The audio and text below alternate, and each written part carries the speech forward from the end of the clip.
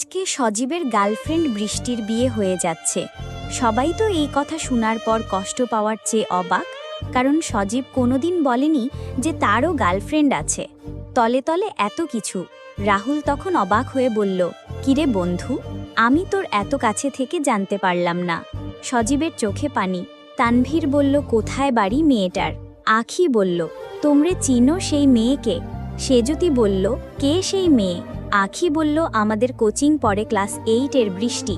ওর সাথে সজীব প্রেম করত 1 বছর হলো, কিন্তু হঠাৎ করে বৃষ্টির পরিবার বৃষ্টিকে বিয়ে দিচ্ছে।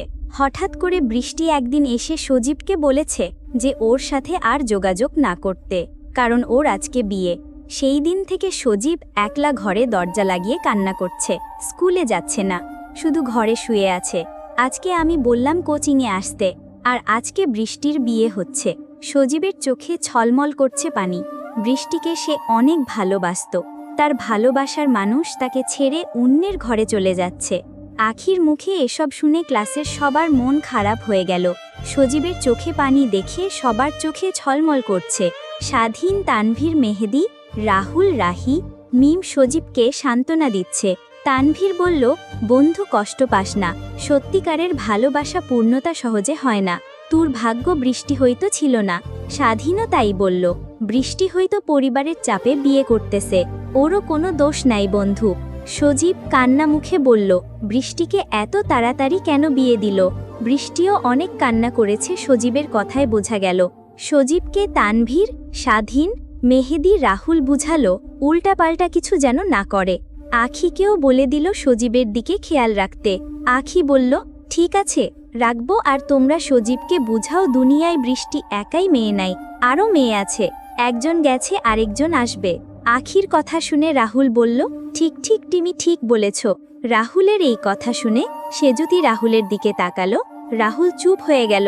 সেজুতিকে রাহুল অনেক ভয় পায়, মানে অনেক ভালোবাসে। সেজুতি যা বলে তাই শুনে। তারপর প্রাইভেট শেষ করে সেজুতি আর রাহুল একসাথে যাচ্ছে। সেজুতি কিছু বলছে না। রাহুল সেজুতিকে বলল, কি হলো, আজকে এত চুপচাপ কেন? সেজুতি বলল, একটা গেলে আরেকটা আসবে, এর মানে কি বলো? রাগী চোখে বলল। সেজুতিকে রাগলে আরও অনেক মায়াদি লাগে। রাহুল বলল, ওহ, এই কারণে আমার কলিজা পাখিটার রাগ হইছে। রাহুল সেজুতির সামনে গিয়ে 2 কান ধরে সরি বলল। পিছন দিকে হাঁটতে হাঁটতে বলল, আই অ্যাম সরি জান। সেজুতি মুচকি হেসে বলল, ঠিক আছে, মনে থাকে যেন। রাহুল বলল, তোমাকে রাগ করলে আরও বেশি সুন্দর লাগে গো। আমার ভয় হয় তোমাকে যদি আমি না পাই তাহলে সত্যি সত্যি পাগলই হয়ে যাব সেজুতি। সেজুতি বলল, চুপ করো, এমন কথা তুমি বলো না। তারপর দুজনে একসাথে বাড়ি পৌঁছালো। এরকমভাবে আরও কয়েক মাস কেটে গেল।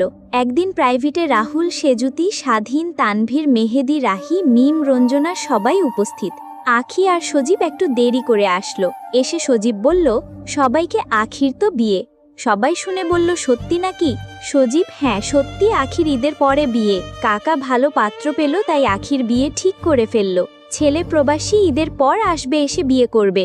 তখন সবাই বলল, তাহলে আমাদের একটা ফ্রেন্ড কমে যাবে। তানভীর তখন বলে উঠল, যাই হোক, অনেক দিন পর বিয়ে তো খাওয়া হবে, মজাই হবে।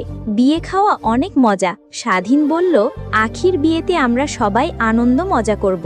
তখন রাহুল আর মেহেদি বলল, তোরা এগুলো বলছিস, তোদের কি আখির বিয়েতে দাওয়াত দিবে? তোরা যেভাবে বলছিস মনে হচ্ছে আখির কালকেই বিয়ে, এখনো 1 মাস বাকি, কাল থেকে রোজার ছুটি স্কুল। সজীব বলল, আখির বিয়েতে সবাইকে দাওয়াত দিবে, আখি বলেছে আমাকে। আখি বলল, হ্যাঁ, আমার বিয়েতে সবাইকে দাওয়াত দিব। আর তাছাড়া এই রমজান মাস আমি তো প্রাইভেটে আসব, তোমরা সবাই দাওয়াত পাবে আমার বিয়েতে। আখির বিয়ে নিয়ে সবাই শোরগোল বাঁধালো, কে কিভাবে আনন্দ করবে। এক একজনের এক এক মত। তার ফাঁকে সেজুতি আর রাহুল একা একা হয়ে গল্প করছে। তাদের বিয়ে নিয়ে কোনো মাথা ব্যথা নেই, তারা নিজেরা নিজের মতো হয়ে আছে। তানভীর, স্বাধীন, মেহেদি, সজীব, রাহুল আর সেজুতির কাণ্ড দেখে বলল, কত প্রেম আজকে করে নাও, কাল থেকে তো 1 মাস করতে পারবে না। রাহুল বলল, কেন? তখন মেহেদি বলল, আরে বোকা, প্রেমে পড়ে দেখি সব ভুলে গেছিস। কাল থেকে রমজান মাস, তোরা কি রোজা রাখবি না? সবাই বলল, হ্যাঁ, রোজা তো রাখবই। রাহুল সেজুতিকে বলল, সেজুতি, তুমি যখন সেহেরি খেতে উঠবা তখন আমাকে কল দিও। সেজুতি বলল, ঠিক আছে, দিবনি। স্বাধীন বলল, আজকে একজন সেহেরির সময় ডাকার মানুষ নেই বলে রোজা থাকতে পারলাম না। তানভীর বলে উঠল, হয় বন্ধু আমাদের কেউ নাই এরকম করে ডাকার মানুষ। মিম তখন বলে উঠল, আচ্ছা স্বাধীন, আমি তোমাদেরকে ফোন দিয়ে ডেকে দিবনি। স্বাধীন বলল, যাই হোক মিম, তুমি আমার দুঃখ বুঝলে, তোমাকে অনেক ধন্যবাদ। রাহুল তখন স্বাধীনকে বলল, কিরে স্বাধীন, কতদিন হচ্ছে এসব? স্বাধীন বলল, কি কতদিন বুঝলাম না। রাহুল তখন বলছে, তুই তো বুঝবিই না, আমাদেরকে বলবি না বলে, আমরা সব বুঝি। তখন স্বাধীন রাহুলকে একটু দূরে নিয়ে গিয়ে বলল, আসলে আমি মিমকে পছন্দ করি, কেউ জানে না, এমনকি মিমও জানে না বন্ধু, তুই কাউকে যেন এখন বলিস না, এমনকি তানভীরকেও না। রাহুল বলল, ভালোবাসিস তো মিমকে, তোর মনের কথা বলে দে, এত দেরি করছিস কেন? স্বাধীন বলল, মিমকে তো আমি শুধু পছন্দ করি, মিম করে নাকি জানি না, কিন্তু একটা সময় বুঝে মিমকে আমার মনের কথা বলবো বন্ধু। রাহুল বলল, যত তাড়াতাড়ি সম্ভব বলে দে, না হলে আবার অন্য কেউ নিয়ে চলে গেলে সজীবের মতো কাঁদতে হবে। এভাবে পুরো রমজান মাস চলে গেল। আখির বিয়ের দাওয়াত পেল সবাই। ঈদের তৃতীয় দিনে আখির গায়ে হলুদ, তাই প্রাইভেটের শেষ দিনে সবাই প্ল্যান করল গায়ে হলুদ এবং বিয়েতে কি কি করবে। মিম, রাহি, সেজুতি, রঞ্জনা সবাই ছেলেদেরকে বলল, আমরা সবাই আখির গায়ে হলুদে একই রঙের ড্রেস পরব, ছেলেরা পাঞ্জাবি আর আমরা শাড়ি। স্বাধীন, রাহুল, তানভীর সবাই একমত। সবার মতামত জানার পর ঠিক করা হলো গায়ে হলুদে সবাই এক কালার ড্রেস পরবে। তখন সবাই টাকা তুলে কাপল ড্রেস অর্ডার করলো। মেয়েরা বেগুনি শাড়ি আর ছেলেরা পাঞ্জাবি।